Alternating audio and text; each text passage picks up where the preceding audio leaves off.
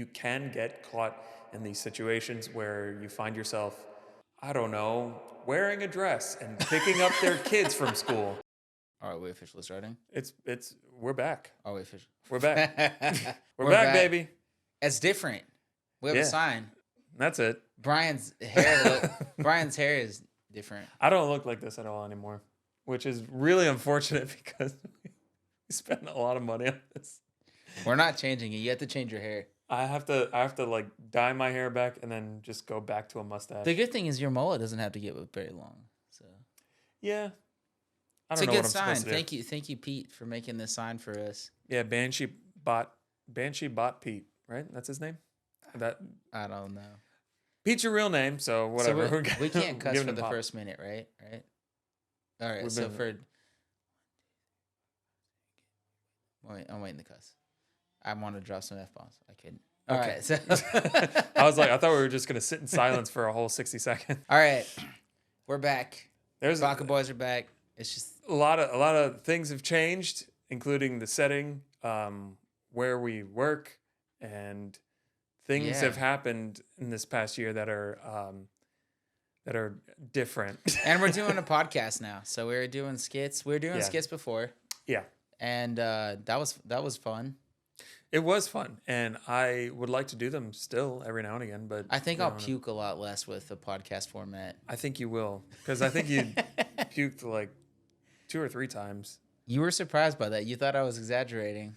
I thought you were. I truly thought that you were going to be just like a regular like Joe Schmo with like just random videos or whatever, and then every other episode you're just like, we had to cut the cameras because you were puking on your own floor.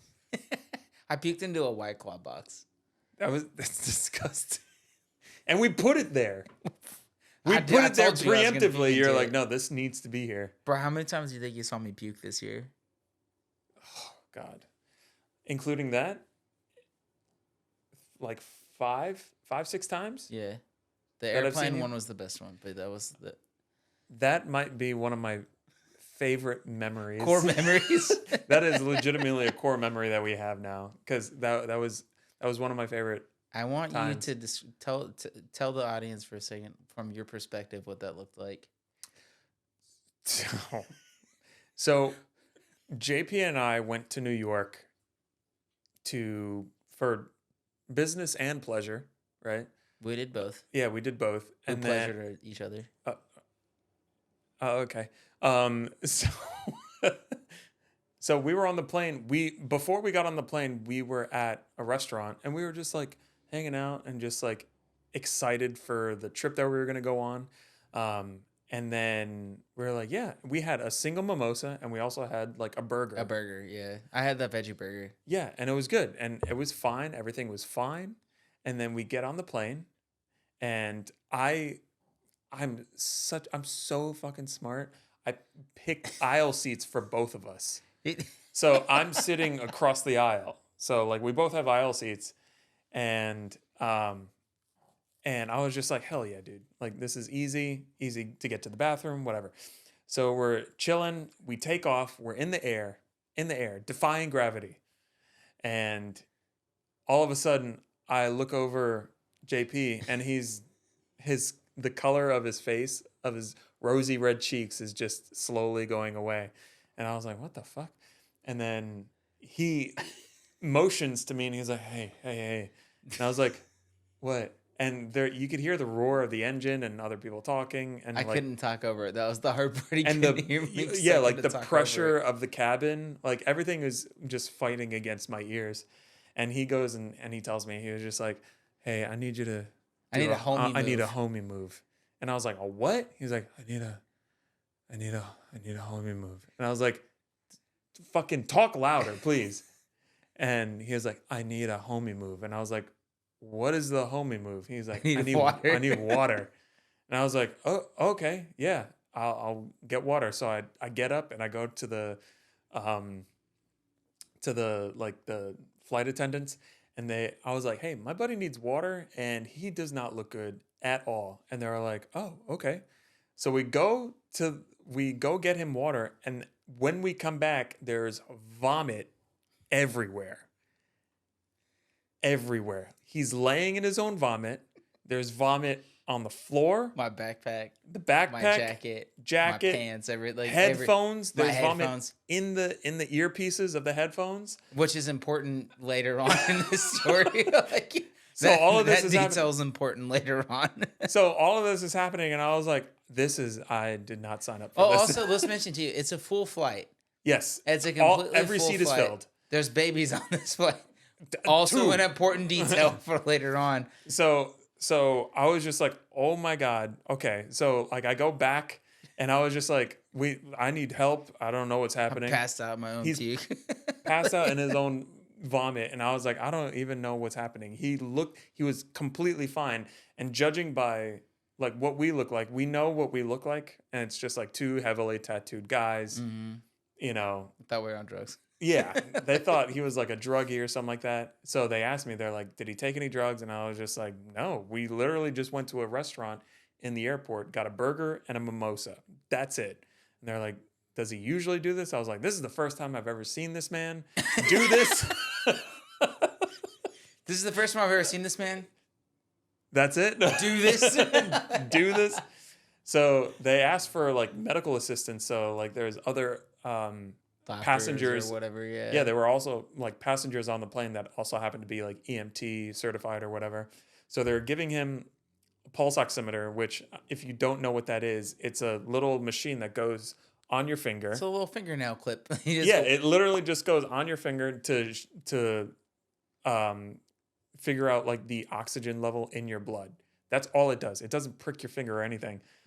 This man, we were shouting at him. We were like, "Sir, sir, sir!" And I was like, "JP, wake the fuck up!" And he was like, from "Go my ahead." perspective, I could hear everybody, but so when I kind of like pass out when I have those moments, I can't respond. I'm responding in my head, but I'm also saying like, "Just shut the fuck up. Just give me like a minute. Just give me a minute." And everyone's like, "You need to respond, sir. Well- you really need to respond." And I'm like, "I can't. Just give me a minute." And then it was But you couldn't articulate that, so we couldn't. thought you were dying. I didn't have the strength. Yeah. I didn't have the strength to do it. And of course, like everybody's staring at me. Like, and so it wasn't until I thought they were gonna Poke prick you. my finger. I don't Which like is- syringes. I don't like that. No, Like, I understand that, but like you kind of woke up. You're like, no. I don't want to prick finger. I don't want. And I was like, what are you talking about? He's just trying to measure your blood out, like your I thought you were gonna oxygen level. poke me, dude. No. But anyways, that's how you wake me up. Is like, how do I? So the next part, I'm awake now, and they're very nice. They're cleaning me because I can't. Like, It's disgusting. It looked like oatmeal that you didn't add enough water to. That's what it looked like. It was just chunky and dry. And I was like, everything about this was just terrible. There was a lot of puke, and so anyways, like they clean me up. They give me a cup of water, like an ice water, and I'm drinking it. And Brian goes off into his own little world, and I start dozing off. Like, I'm not passing out, I'm just tired, and I'm dozing off, and I spill ice cold water onto my penis. Directly onto his penis. I wake up and I'm like, ugh, and I start laughing, and I'm like, Brian. And he looks over at me, and he's like, after everything was cleaned up, like the flight attendants gave him water. yeah, and he looks over at me, and I was like, Brian, I spilled water on my penis. And I was like, start laughing. And as he's doing this, I'm on the other side of the aisle. I have my headphones on, and I was like,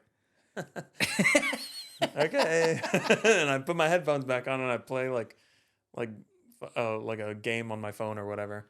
And then the best part about the entire experience is that this was like the last leg of the flight or whatever. It was like 45 minutes or something. Yeah, there was like 45 minutes left to the flight, and then all of a sudden there was two babies that started like screaming bloody murder. Like their insides are being fucking twisted. Like was, just like wailing. It was insane. One of those babies happened to be in the next seat in front of me. So the seat in front of me was the woman and her infant, and the baby was screaming his tits off. It was like I was like, I can't believe. Can I say baby tits? That's fine. Whatever. So like the That's a baby, thing. yeah, baby tits. So like the baby and the mom was pawning off her child. Yeah, like lifting it up, to like other fucking, to like Simba, like the Lion King, like Rafiki and Simba. well, I was like, I don't know if I'm supposed to bow, but like literally, I was just waiting for like one person to be like, "Yeah, I get it." No one got it, dude. We were all like, "No." the not woman the call. the woman was just like holding the baby, and it was screaming, and and then she took it, and she was like, "Ha ha," and she pointed it at us. She pointed the baby towards us, and I was just like, yeah, we could all fucking hear what your baby's doing. Now we just know what it looks like. Yeah, I was like, yeah, and it's red. We know what just the red alarm system looks like. Like, So we were like, what the fuck? So in my head, I was like, dude, noise canceling headphones. no, yeah. I put those bastards on, and I put it on. I started, and I was like into the game that I was playing. I was like, this is 100% why I bought these headphones. This is like for everything. I was like, this is it. This is the best reason. The noise canceling. I was just like, the Sony, Good the job. XM, whatever the fucks you name your stuff terribly, but the Sony headphones, incredible job. He's not sponsored, by the way. Not sponsored, that. but It's I'm just a not- fan. Yeah. But but I put them on, and I was like, this is incredible. I can't hear the baby. The baby is like yelping and whatever it's doing. This man, he is just like, oh, he sees what I did, and he's like, that's a great idea. So he picks up his headphones. Nice headphones, by the way. Good headphones. They were like the skull candy, And whatever there the fuck. is puke chunks in the headphone part inside of it. Yeah. And I just stared at it and I laughed. I was like, This might as well I was like, happen. I can't. This is 45 minutes of these babies battling it out. Yeah. I'm chilling. I smell like the straight fucking You smell bile. like you smell like vomit, wet clothes, and sweat. And I'm freezing. And you're cold. Yeah, and I'm freezing. And we're going to New York where it's cold. And then on top of that, like it was legitimately the cherry on top where he looks at his headphones and there's like chunks of his own vomit, and he's like, yeah. Yeah. So he just sat there in the midst of all of the Best part is I screaming of wasn't the even babies. mad at all. I No. just thought it was funny. I swear to God, I looked at you, and I think I vaguely remember like asking you, I was like, you all right? You okay? And he was like, yeah. And I was like, I gotta give it to you, man. If that were me, I don't know what I would have done. I would have made that experience. I would have let it handle my emotions. We proceeded to have some of the best week after that. So like, yeah, no, it was good. It was a fun week. It was I'm glad it started off that way because it gave us such a good story. So I guess moral of the story is I hope I puke on more planes with you. Oh, How I sweet. guess I don't, because I thought they were gonna You thought they do were an gonna emergency land. land. Yeah. No, it was funny because Brian sounds so caring, but I can read between the lines. So Brian's like, "Hey, buddy, you got to respond to them." But what I heard, that's what everybody else heard. What I heard is, If you better don't- fucking say something. I swear to God, I'll punch you. I will punch you if you don't fucking wake up. Yeah. I'm gonna hit you in the ribs. Yeah, That's what I heard. That's what I said. That was a perfect translation. I was just like, hey, yeah, like you're my anchor translator. I was like, hey, JP, you You gotta need wait. to- You you gotta need to wake up. answer the You gotta nice respond to them. lady. You gotta answer the nice lady. In my head, I'm like, if you don't fucking answer and they land this plane, I'm gonna fucking strangle you in the middle of of all this. Yeah, no camaraderie. pressure. I Yeah. just puked all over myself, and Yeah. my friend is subtly threatening my life right now. I never said anything, but you got the gist. I felt the of energy. what- yeah. I felt the energy. All right, so so this year we went through a lot of changes. I feel like we've learned a lot about like things we do and don't like about Mhm. the tattoo industry and how it's evolving and stuff like that, and like where we see ourselves in it. And I know we've talked a lot about that. Mhm. and like what we like our place in it and what we want to do and stuff. I guess like coming from the upbringing in the tattoo world that we've come up with, we've been in different shops and stuff. Like I guess like what do you think the future of the tattoo world is? Like where do you see this industry going? Because I know we both have strong opinions about this. I there's a very there is a very thin line between what I think is going to happen and what is probably going to happen. There's a lot of people that are realizing that, um, like, pretty much, not to sound like this type of person, but like picking themselves up by their own bootstraps and kind Mm-hmm. of paving their own way when it comes to the tattoo industry. And as much as I love shop camaraderie, I legitimately feel like slowly it's starting to turn towards like private studios Individualism in a and way, just individuals that are just like, you know what, I fuck this. I don't want to be a part of this. I just want to tattoo and just be done with it. I do feel like, I do feel like there are people that will kind of do away with how apprenticeships are and what they like, what they seem to. What am I trying to say? There's an idea about apprenticeships that are embedded in a lot of old school tattooers. mm-hmm. Um, and then we have the newer generation of tattoo artists that come in that are like, no, I don't want to do that. So And then they just kind of pave their own way and they're like, no, I'm just going to open up a tattoo studio because I don't want to be a part of this. I think there's two schools of thought there. So it's like there's the uh, the apprenticeship version of it that doesn't want to like sort of abide by how the old school ways are, and then there's Hmm. like the seasoned tattooer that's a part of the shop culture as it stands. So I'll attack both separately. Um, I think as a tattoo artist that's that's in the industry, I hope the mic picks uh, up his snores. me too. The random snore cooing. um, as a tattoo artist that's in the industry, like and just kind of seeing like shop culture and stuff, I can see why a lot of tattooers would rather go the booth rent route, um, like commission route and stuff like that. So the way I've seen it is like for decades before social media hit, before Instagram, before Facebook and all that, TikTok especially, Hmm. where tattooers essentially became influencers. You had the shop was a very necessary foundation.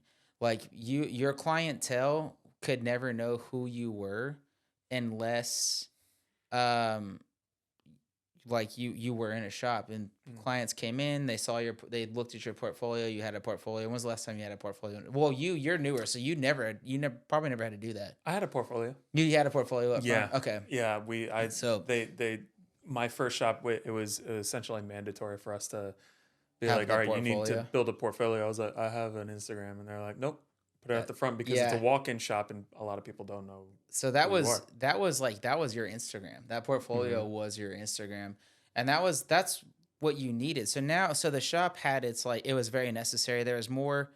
The power dynamic was very much in the shop's favor Hmm. because it was like, hey, we're giving you this spot. We've done the licensing. We've given you the spot to do this, and we're bringing you your clientele. Hmm. And then I think what happened was, and I think a lot of modern shops are having a problem with this, or adjusting to it, is now the power dynamic has shifted to the individual, where the tattoo artist now is bringing the shop clientele because they've built up this their Instagram or their TikTok or whatever it is, and now they have a huge following, and now they can book out on their own without the shop's help. Hmm. And so I think that like as a seasoned tattoo artist, I think that's where it's shifting. So shops are having to figure out like how do we accommodate a tattooer How do we make it who is more like self-sufficient. viable? Yeah, what's the benefit? Because the tattooer knows what's beneficial to the shop. And so now, and because like when you're doing commission and you're making like the kind of money that like, some of these tattooers are making, you can make a shop between, five and $10,000 off of the commission, Hmm. a month. And that's a lot of money. That's $100,000 a year. So if I'm off of giving, one artist. yeah, so if I'm giving you $100,000 of my money a year, if I'm, busting and making that kind of money, what am I getting in return? I know what I'm giving you. I'm giving you a house worth some money. Hmm. So I think that's I think like attacking that one aspect of it. I think the industry is changing where a lot of artists are figuring that out. They know what they bring to the table, and now they're looking for like, what am I getting out of it? I saw that in real time because I was an apprentice in 2020, and I saw it in real time where I had these old school artists that are like, these are things that you have to do in order to prove yourself, Hmm. and then it'll make you a better artist. My mentor always said, like, I'm gonna put you through shit, but you're gonna come out smelling like roses. And I was just like, okay, but Those like, what those is? old school wisdoms. Yeah, but Like, I was in my head, I was just like, all right, whatever. And a lot of people are like, they're gonna break you down and then build you up the way they want. And I was like, well, I've already been broken down. I've been in the military. I was in the military fresh out of high school. So I was like, I already did that. I'm close to at the time I was close to 30, and I was just like, I'm already the person that I'm always going to be. So, hazing me, which is like a for those who don't know, like an apprenticeship, there's a lot of hazing involved, at least with a lot of old school shops. And I definitely don't, I just don't agree with it because I was like, at the end of the day, I just want to tattoo Pokemon.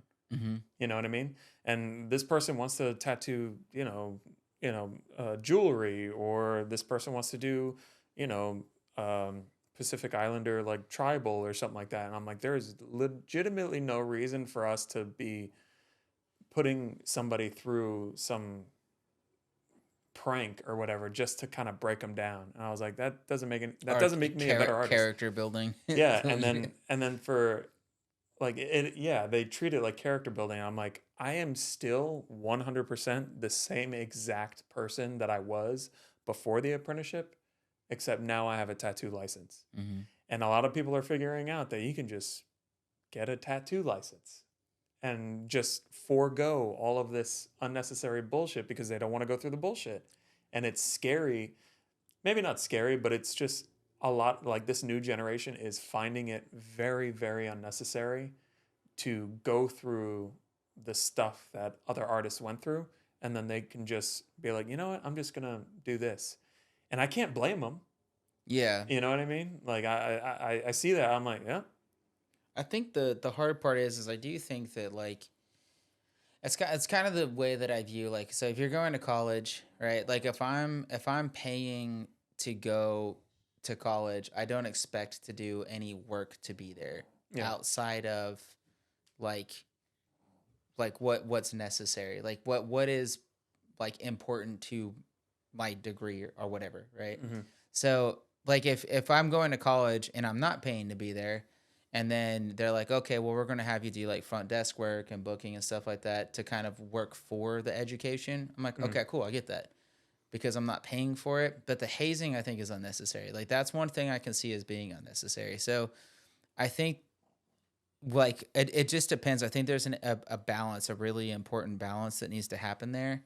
Um, and For me, it's that if you're not paying for your apprenticeship, uh, then there's going to be work that you need to do to earn that apprenticeship, which is Yeah. like front desk, cleaning, mopping. And That kind of stuff is necessary because they're teaching you a trade that has the potential to make you a lot of money and give you a really good lifestyle. So I get that, but then like the hazing, where it's like the humiliation, having you dress up in like a tutu, ink gloving you, or cleaning the outside floor with a toothbrush, or picking mm, someone's kids up from school as part of your job. That's ridiculous. Like I'm like, that's where things start to step into like weird territory. But and then even the paying part of apprenticeships, I'm like, what's the money going I've to? Like, I've never thankfully my apprenticeship was never like that where yeah. I had to pay to be an apprentice. So this one school of thought is like, I've heard of an apprenticeship where you paid for it, but the the the guy, the mentor, he took the money and he put it towards like your startup. So Okay. So he made sure like you got what you needed. Yeah, so essentially he was like the the tattoo apprenticeship costs like it's like a total of like $5,000 or something like that, right? And you paid that over a 2 year period of time. And then but he was taking that money and then he bought you your startup inks, your machine, you know, your needles, your toolbox, all that kind of stuff. And so I was like, okay, cool, I can see that. But if you failed your apprenticeship or you dipped out, you didn't get your money back. So it was almost like you were putting up like a Like a deposit. deposit. Yeah. Yeah. That I can see. I did the pay. My first apprenticeship was a paid apprenticeship, but they were just taking the money and blowing it on drugs and guns, and like, and they took all my tattoo money, like Oh when I yeah. was tattooing. So it was a weird one. But yeah, I think the industry, like you said, like the industry is changing in the sense where it's like people are seeing what a lot of the old school mentality is saying you have to do to be a part of this, Mm-hmm. and this younger generation's like, no, I don't have to do that. And I got to So give it to them. Like they're kind of doing their own thing, and I'm like, yeah, like that. Who am I to say I that you can't can't? stop you. Yeah, I can't stop. I'd rather you do it like the right way. I'd rather there be other shops that did some like didn't do the hazing as much as a lot of people think. You know, like if I were to ever have an apprentice, which I'm not saying that I'm ever gonna do that in a like for a while. Um, if I were to do something like that, I feel like, you know, I would give them a fair shot and I would have them do like random stuff. Like I'll be like, set up for me and clean the shop. Yeah. I wish more shops did it the right way where like they don't have to go through all the hazing and stuff. Hmm. Um, and it's just not necessary for somebody to be turned into, um, you know, a seasoned artist. It's not necessary. I like my what I hope so like what I would tell to the younger generation trying to get in the tattoo industry right now. I think there is a Do your level. research. Yeah, like and I think some of these things should be a little difficult to come by. Mm-hmm. There's a sense of pride. It's like it's like when you play a video game like Elden Ring. I imagine there's a sense of pride when you overcome something that's difficult because you put effort in, but it made you better. There's a level of discipline and knowledge that you get when something is a little difficult to earn. You know, you feel like you earned it. You don't feel like it was handed to you. And there's a few tattooers I've met throughout my journey that they didn't really earn it. They're good people, but it was kind of just handed to them. Mm-hmm. And I can tell that they don't appreciate what they have because they didn't have to work other shit jobs, work for shit bosses, work for shit money, put up with people's shitty attitudes, you Mm-hmm. know, and if you do like the way that if somebody gets shitty with us, it doesn't matter. I You was like, know, all right, get out. like there's no boss or HR you can complain to. There's no Google review you can leave that's gonna hurt me. There's nothing you can do. But if I work at Target and you get shitty with me and I get shitty with you back, you can go above my head on so many levels, Mm-hmm. and I could not have a job by the end of the day. So I do think that some of the younger generation should be aware of how cool this job is and how lucky it is to have this job. Now I'm not saying like don't be hazed, but I think there's a balance. Like I think you get some of Like, the older generation that's on way one side of the spectrum that's just like fuck you, you should earn this, you should, you know, be out in freezing degree temperature washing my car and, you know, mm-hmm. not touch a tattoo machine until 2 or 3 years in. And then you have one side that's like, oh, you got an apprenticeship, you're tattooing tomorrow. And I'm like, I think that there's like a good middle ground where it's like I think you need to appreciate and respect what this is and how rad it is to have this. Mm-hmm. Um, but I also don't think that you need to be beaten down and humiliated, you know. Yeah. So I think there's a good balance. So for the younger generation, like, you know, prove the older generation wrong that you're willing to work hard. You know, they think you're super entitled and they think that you believe in your mind that you should just have it, and show them that that's not the case, that you're willing to work for it, you're willing to put the discipline in. Um, you know, but there's a balance to it. So There has to be a series of checks and balances though, because you have those again, those old heads that are stuck in their ways. Yeah, absolutely. And I mean, the to be fair, they were raked through the fucking mud to get to yeah, where they're at. So but at the same time, you're like society progresses. The whole point of progressing society is to make the next generation work less in order yeah, to achieve the same. I'm not gonna solder my own needles. I'm not gonna build Yeah. my own machines because I don't have to anymore. But it's the But when same. people like throw that in your face and they're like, "Oh, I used to solder my own needles. I used to have to, use one of those, what are they called? The autoclaves. I used Yeah, to use the autoclaves to like, and I was just like, scrub tubes. I did all that and shit. I I was did all like, that shit. Yeah. but in my head, I'm like, yeah, I get it, but now we don't. Well, I mean, like, and So so usually the analogy I use when I've heard that is I was like, okay, well, before, colored pencils and Copic markers and being able to buy paints in stores, you had to figure out what ingredients made certain paints. And mhm. then when they started putting that in stores, I bet you all those old painters were like, well, what the fuck? I spent all these years figuring out how to do it. Now you can just walk into a Well, store because and just buy it. And so I was like, that's just progress. That's just how mhm. progress works. It doesn't mean that you didn't have to work for where you're at. And yes, people prior to you had to work harder, but that's okay. I mean, that's part of you take on an apprentice, because you want to you can help them through the trials that you went through. It's almost like being a parent. I imagine I'm not a parent, but yeah, you but don't want them to go through what you had to go through. it's the the right way is for you to be like, no, I don't want you to go through what I go through, so I'm going to help you out and make life a little bit easier, Hmm. so that when you teach somebody, it's going to be a little bit easier for them. Yep. And that is the right way of progression. Well, a lot of people don't think that way. They're like, no, I There's hated like, my I life. You went have through to shit, hate so your you life. have to go through shit.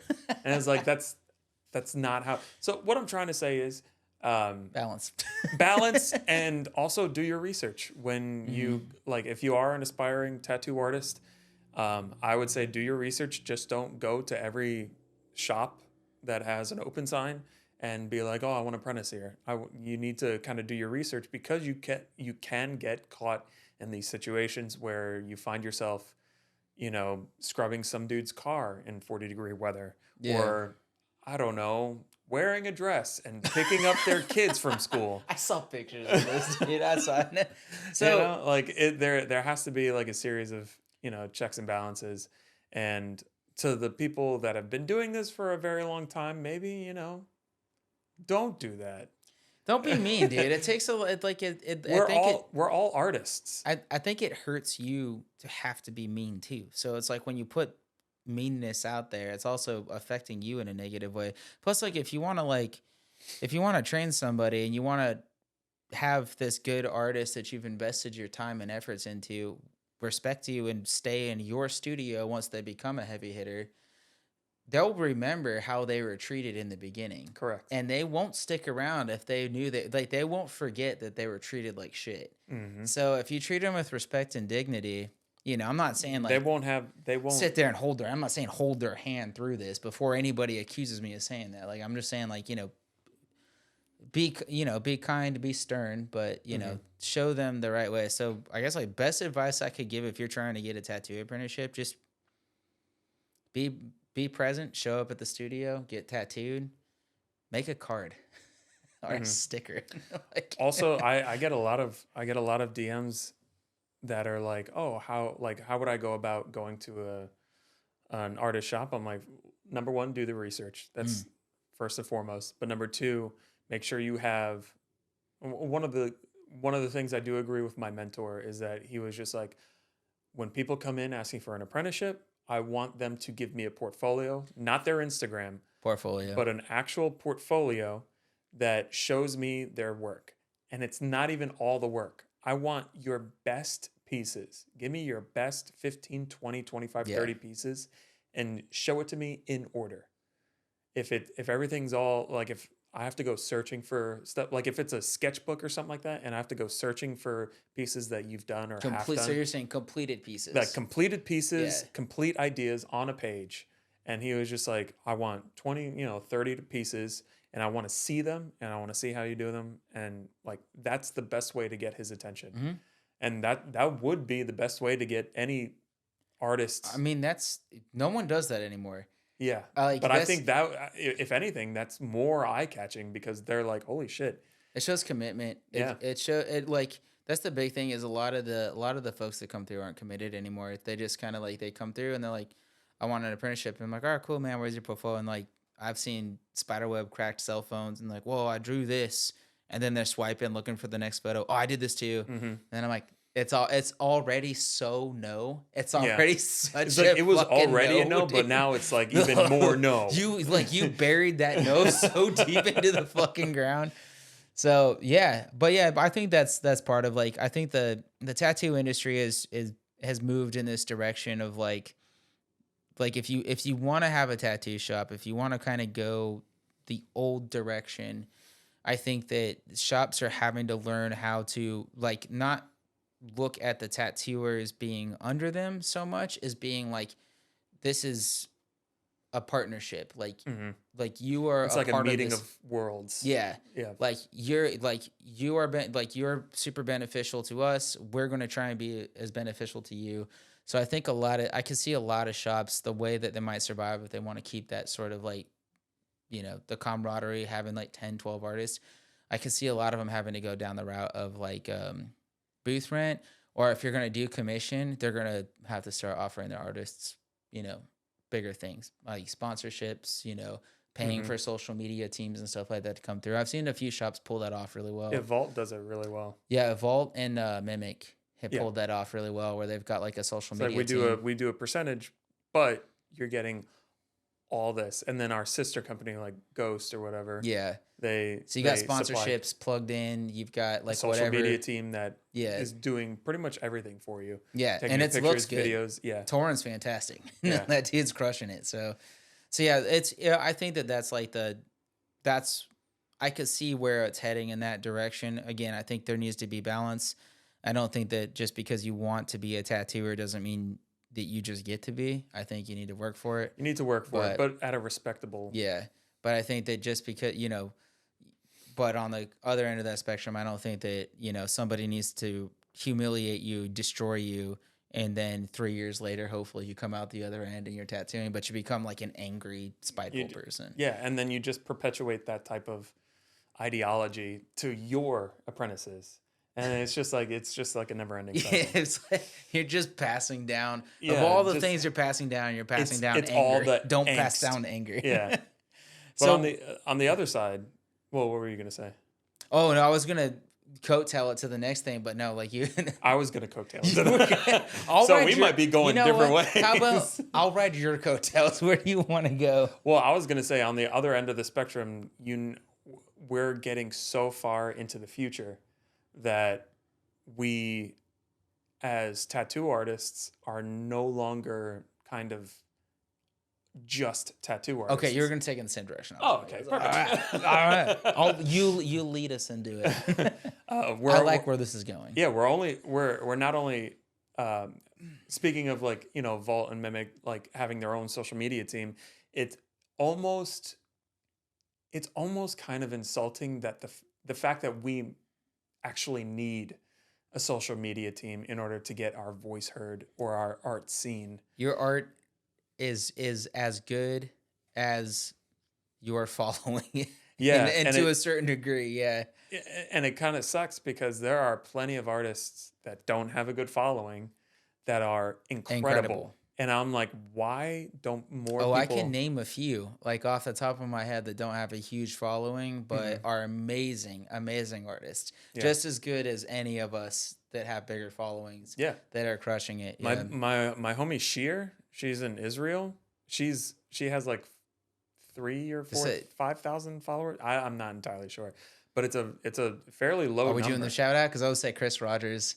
Oh yeah, Chris Rogers, Dude. dude. He has like not even 20. It's funny when people ask me like my influences in the tattoo world, and of course, I said the big ones. Simon Bell, Brando Chiesa, Matsy. All the people we're friends Ishnard, with. I say them, but then I'm like Chris Rogers, man. I love that guy's style. He's Very so underrated. fucking good. Yeah. Very like hyper. Comic booky, rich, vibrant colors, Vibrant, yeah, hyper vibrant colors and stuff like that. A mix of like boldness with like watercolor, watercolor. painterly Yeah. kind of stuff. Yeah, his stuff's amazing. But yeah, no, And he's he does his own, he makes everything by hand. You know how a lot of artists, we kind of like Frankenstein yeah, certain absolutely, pieces together? He was just like, no, I'm just going to draw it. dude. Sheer does the same. Bro, I call him raw draws now. Instead of raw draws, I call him raw Sheer, draws. Like, Sheer literally messaged me and she was like, so how did you do this piece? And I was like, oh, I kind of just, I Frankenstein you know, pieces it's and just then I like kind of three gave or it, four references and then I put in like one. piece Yeah, things together. If I have to, I'll use references of my own hand or my stance or something like that to kind of bring these all the hand other. references I have on my iPad. Yeah, there's like so many. Like, There are so many pictures of my own hands on my oh on yeah, my on my on my 100%, phone, dude. and I'm just like I'm literally like I'll literally just I'll be on my iPad and I'm like fuck I I need wonder what this, it would look like if somebody was like just got went through our photos on our iPad and and it's it was just literally like just like me just like weird, weird poses referencing. They're like, why do you just have so many? For mine, it would be like, why do you have so many like tits. naked women Yeah, poses? so And I many was like, tits. I draw a lot of anime boobs, dude. Like, But I was like, this isn't for me. It is, but not the way you're thinking. Like, But she messaged me and she was like, "How do you do this?" And I was like, "Well, I do it this way." And she's like, "So I've been seeing that a lot. Like, you guys do that?" And I was like, "Yeah. What have you been doing? Have you been drawing from scratch?" And she was mhm. like, "Every single piece that I've done has been drawn from scratch." I was like, "That is not a dig at me. That is just so incredibly impressive Raw drawers, man. That's what I that call them. you do it." And I was just like, I'm blown away at your artistic ability. And I was just, and the fact that she is not being seen by enough people, I was like, this and Chris Rogers too. I was like, the fact that he can like be like, oh, you want this character writing this character, and they're like throwing up He like just raw draws the whole thing. metal horns or whatever, and then he just draws it. I was like, you're a menace. Like that's incredible, dude. Dude, I loved his work since the moment I found out I was gonna work with him. I was at a studio, and I was the first one at that studio as a tattooer, and they Mhm. had told me like, oh yeah, we're gonna have this guy from California come out, and they showed me his work, and I was like, fuck, dude, goddamn, that's so That's good. awesome. So But yeah, yeah, but it just kind of sucks that like people like that aren't being recognized as much as they should be. because you got to kind of, so in the social media age, it's super weird because like there's like a whole new level of stress that's kind of being put on us because it's like we already put a lot of time into making cool tattoos, trying to be good at it, and Brian and I, we both do a lot of shit on the side where we're like doing, I like to do merch. I do like, I work with like bands, I do my own merch brand and stuff like that. But it puts an extra pressure on top of something you already love, and if you feel like you put this piece out in the world, and if it doesn't make a certain like or view count, or you're not getting the level of followers, you feel mhm. like, am I losing it? Am I not good enough anymore? Am I, what am I doing wrong? What do I need to adjust? And then you're almost, in a way, you're forgetting that like I did a really cool fucking tattoo. It completely gets Like, lost. yeah. It's almost every single time where I would do an incredible and I'm like, I fucking nailed this. Yeah, And dude. I'm like, I was like, there are tattoos where I'm like, this is one of my favorite pieces. Hmm. And then I put it on social media and it gets a literal fraction of what I I mean, you've been perceived it to get. texting me lately where you're like, what the fuck's happening? And I'm like, Yeah. dude, I don't know. I've been feeling the same, the same burn. I've been putting more money into the advertising just Hmm. to get it to where I used Just to for get it people to see it. organically. Yeah. Like, so it's interesting because yeah, you're having now, and it's what's crazy is because it's, on one hand, it sucks that you're like, fuck, I had to be an influencer to like, for my art to be seen. But then on the other hand, if you put the effort into doing that, the benefit that, it's amazing if you can like really Hmm. pull that off. And we've seen it. It's just like, it's hard because like, now we have to like schedule how we make our work, Hmm. you know. Yeah, I don't know how many gloves I put into the trash because I realized that it's 12 p.m. and I have to deglove so I can post at this exact time. Like I'm like, fuck, everything's it's so 12 scheduled. p.m. and I just put these gloves on and I literally have to go and then I have to make a post Mm. and then like send it off into the ether. And The cool thing is, I think one of the mega benefits, because I don't want to make it sound like all negative, is like I think one of the benefits is like we have the awesome privilege, and awesome by its true definition, we have the awesome privilege of we're booked during the slow season, Mhm. you know, and we get to tattoo the things that we love doing. So that's part of the benefit, I think, of trying to be like the a social media person.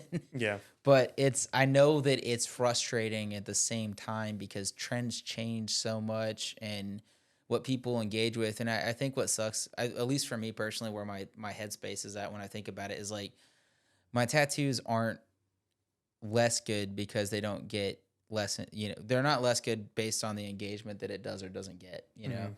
And that, I think that's the hard part, is like you feel like if you get less likes or, you know, less engagement, that you're like, is this tattoo not as good as the ones that got more engagement?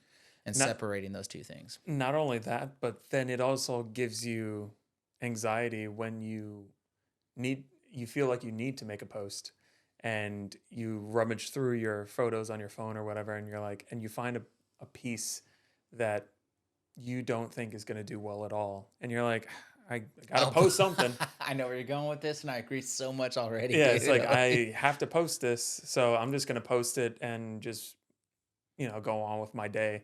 And then I'll post it and then I come back to it and it's blown up. Mhm. And I'm like, what about this piece?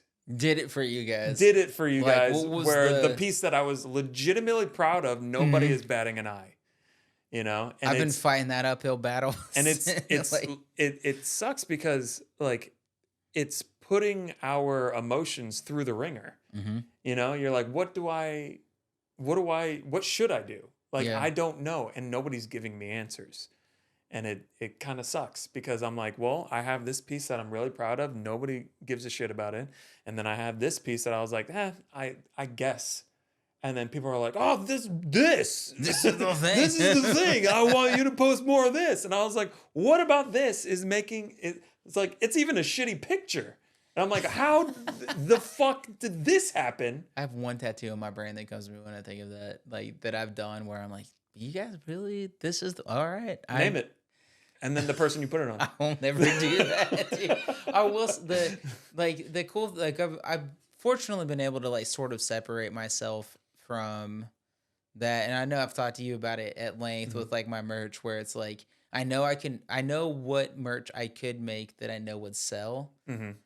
but that's not why I do it. And fuck you, dude. Fuck your stupid face right now. It's a So- fuck you. Well, let me finish this before Brian comes in with his fucking his Peepee boo boo shit, dude.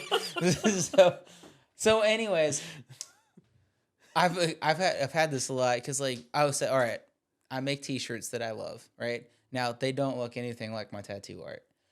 That's on purpose. That there's a purpose to that. I'm scratching a completely different creative itch with my T-shirts. And I will admit it is a completely selfish one. I draw those shirts. I draw the kind of thing that I would want to wear if somebody else made it. And then the weird thing is I'll never wear it because I'm afraid to look like a douche if I have a shirt that has my fucking name on the front of it. But I personally do not care. I know you it's don't all about care. selling your image. And if you wear your own merch, that means you believe in your own merch. I believe in it. And maybe I care too much what other people think, at least when it comes to that. But when I do that, I'm doing it because I'm like, this is something I'm passionate about regardless of its reception. Mm-hmm. Now, I know I can make the shirt that sells. I can put Deku or Tanjiro or something like that on a t-shirt. And I know that would, and then what sucks is the amount of DMs I get from people being like, bro, if you did like Instinct Goku on a t-shirt in your style, bro, I would fucking buy that right now. And I'm like, I will fucking never make that shirt because I've tattooed Instinct Goku 20 times. Mm. I don't need to draw him again. I'll probably draw him in 2 weeks. I don't need to draw him again. Like I'm scratching a different creative itch. So I find, as far as like the social media stuff goes, I feel like with my tattoos, I do what my audience wants to do, and I enjoy doing it. Like genuinely, I love doing it to pieces. But with my merch, it's like here's this It's a thing. different creative outlet. Yeah, like I'm giving you guys this thing because I love it too, but like I express that love in this way, and I don't need it to bleed into another thing that I do. So now I'm scratching this other creative itch, and I care so little if it pops off or not because I'm scratching a creative itch. Now, if it pops off, that'd be amazing, Mm-hmm. and if and I would love for it to. But all right, Brian, tell us about your pee poo poo shirts.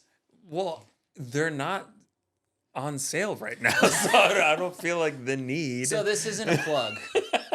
This is not a plug. This episode is not sponsored by Peepee Poo Shirts by BeeRye Tattoos. It was But honestly, it can be in the future. It will be because I'm probably gonna do Also, them again. fuck you for not making the glitter version. So I didn't think that those would sell as much as the regular Peepee Poo Poo. I would have not accepted a free shirt from you and Also- paid for one if you made a glitter one. I will probably do it. I'll probably do it for springtime because I think I'm gonna make a springtime one. And it's gonna be a pink shirt. I literally was envisioning like a bright pink shirt from you. A pink shirt but with black lettering and it's Glitter? like black glitter lettering.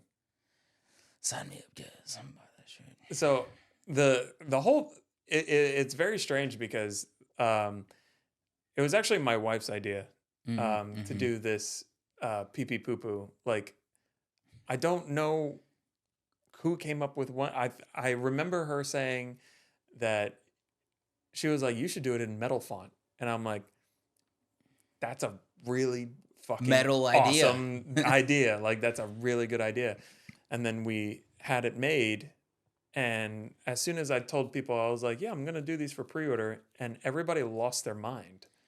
And I was just like, this is what's getting everybody excited. I spent hours on other designs like the fucking Itachi Deadpool on the Nezuko. on the That's it. Anya with the Psyduck. And I was just like, Sweet designs, by the way. I fucking love those shirts. I wish you printed them on a black shirt. I don't wear white t-shirts. I've learned my lesson. Yeah. So if anything, I might just take those designs and reprint them, but on a black t-shirt or something. But they were done, and people bought them. Like I had like 20 people out of however many. Welcome to my current life right now. I was like out of however many people like follow me, I had like 20 people that were like, yeah, this is the best thing ever. And I'm like, okay. And then as soon as I do just a font, like a metal font of a stupid saying, I appreciate every single one of you, by the way. Like it is hilarious and it's my kind of humor and I love it. But it blows my mind that that is the thing that people are like, this is I'm doing this. And I'm like, I love it. I love doing stuff like silly, stupid stuff like this. However, the amount of time that I put on other projects, I'm just like, I don't get it. I'm okay with it because it's paying my bills. But I just don't understand. I was just like, this is not me at all. Like, I mean, it is me, like comically, but it's not my art. Like it's not the art that everybody, usually sees from me. Mm-hmm. So when people just like they're like, no, this is the best thing, and then I sold hundreds. Oh, of I shirts. know. So I gotta, from my perspective, like, okay, so I had this like weird. Double side where I was like, man, I'm really happy for my friend. He's crushing it. That's really cool. It's a cool idea. It's super simple and he's selling it and that's super rad. I'm happy for him. That was one version of me. That version dominated for the most part. That's like I was fair, like, man, fair. That's cool. So that version of me, I was stoked for that version. I was like, man, good job, man. That's awesome, man. There's like hundreds of shirts. He's crushing it. Went a little viral, the video that Mimic made for you. And then the best video they've ever made. I know. And I saw the view count and I was like, God damn, that's dope. That was amazing. The bitter side of me was like, I put like 20 to 30 hours into my t-shirt designs. And these fuckers, Beautiful fuckers, these by the way. beautiful fuckers. Amazing fuckers. Because, like, I listen to the audience. They'll be like, oh, so I was doing, like, the skateboard style where it was, like, the 8-inch, 7 to 8 inch. Smaller designs. Yeah, it's a skate style. Yeah. I was scratching my creative itch there. And, like, man, that's cool, bro. Make the design bigger. And I'm like, I don't want all right, fine. I'll make the design bigger. So I made the back print as big as fucking possible. Mm-hmm. And then I did, cool thing up front that had my name on it. So I was like, I was scratching my itch and scratching the audience itch. And I was like, cool. You guys There win. you go. And then still, I was getting pretty moderate sales on it. And I was like, this guy just did pee-pee poo-poo on a fucking t-shirt. A single color print, one single color print. I gave them options on a t-shirt. And I was like, and people were like, whoa, it's the best thing I've ever seen in my whole fucking life. And I'm like, okay. And then it was funny because my girlfriend was like, oh, well, I mean, you've had simple shirt ideas. And I'm like, no, I'm not fucking selling my soul. I'm not doing it. This is my creative. No. If people, I don't care if I sell a single fucking shirt, I'm doing my thing. And then he brings Peepee Pooper shirts back, and I just see like all the people looking cool, and I'm like, I'm fucking happy for you. That's cool. Fuck. So anyway. I never thought I had to say like due to popular demand. I never thought I had to actually say that. This guy and to clear everything up, he's not like ragging on me about like making the shirt, and he's not telling me that I don't have a creative process or anything. He told me that in confidence, and I'm pretty sure he still means it. No, I do think it's awesome because I've seen your creative shirts and they're fucking rad. I love those t-shirts. But I do know too, it's like I was like, I know the audience, they like, funny shit. I've even like with certain bands that I've worked with, they always say that the audience really likes the fuck. Oh my God, what's the word when it's like a joke version of something else? Like if I did like a SpongeBob parody. Yeah. They're like, they love parody shirts. Mm-hmm. They're like, as soon as they're like, oh, I recognize that it's this thing, So I was like, I get it. I was like, it's funny. It triggers like a very organic response. Mm. So I was like, that's fine. Totally fine. But yeah. So where did we even start? I don't know. I don't know how we got here. Conversation. But yeah, so Peepee Pooper shirts will be coming back. Like on the next episode, I'll wear the hoodie. You'll see what it looks like. I'll make my announcement on social media, but you might not see it because nobody fucking out of the turn on notifications. Yeah, like or something, man. Because I'm only getting like maybe 1,000 people on my stories. That's so weird. And I'm like, so how is this? That's like dropped off. We just got to become influencers, man. Like we talked to. We paid for the 15-minute phone call with one of like the Instagram influencer programs or whatever. Mm-hmm. And they're like, yeah, you got to use the broadcast channel, reels, like all that kind of stuff. Instagram has a broadcast channel? Yeah, it's a subscriber thing. So you gotta fuck with that. And the hard part is, again, it's just like, it's just a means of keeping you and your audience on the app as long as possible. So that's why reels are really popular. It keeps you engaged. And then broadcasting is really popular. It keeps you engaged. Going live keeps you engaged. So you got to do stuff that keeps you and your audience on the app longer. That's the problem.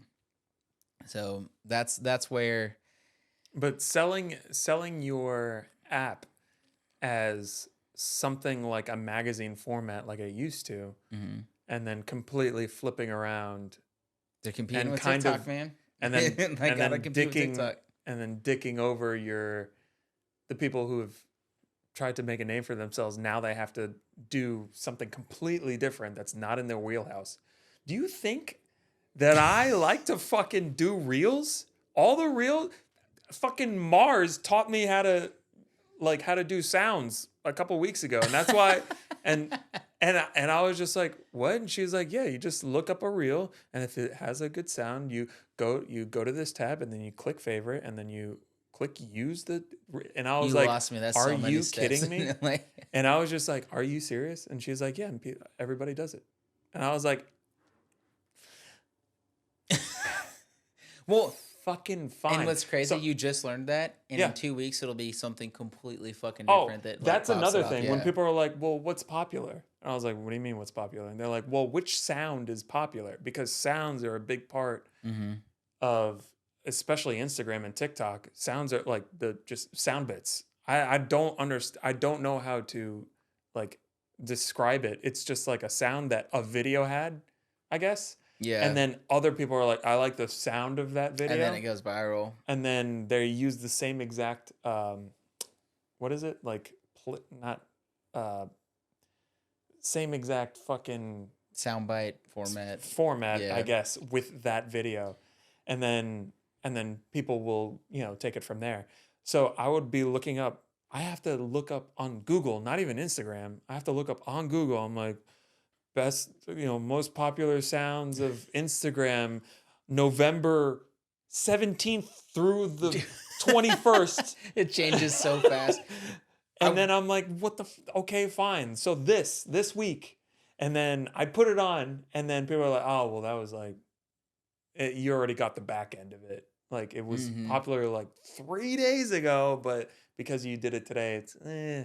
And then it just goes south from there. And I'm like, I hate everything about this. I will say that's another hill that I'll just die on. Like I don't really subscribe to the sounds that are really popular. Like I've on TikTok I do a little bit just because I don't really use TikTok that much, but on Instagram I'm like I really to me it's more important that like my personality is the thing that people attach to. So I'll use like, pop punk or metalcore, the kind of music that I like because I'm like, well, this is an extension of myself and I really want like, if my audience is like attaching, if they want to be more involved with me and the things I'm interested in, this is what I'm going to put out there instead of just being like here's Billie Eilish and, Travis Scott or whoever is like really popular. No shade on them or anything like that. It's just not you. Yeah, it's just not me. Like But it's a double-edged sword because you put yourself out there for your audience to enjoy. mm-hmm. But if you do that, not all of your audience is going to see it to begin with. Yeah. So it's like, you can't fucking Guys, win. please turn those notifications on. Please. If you love us.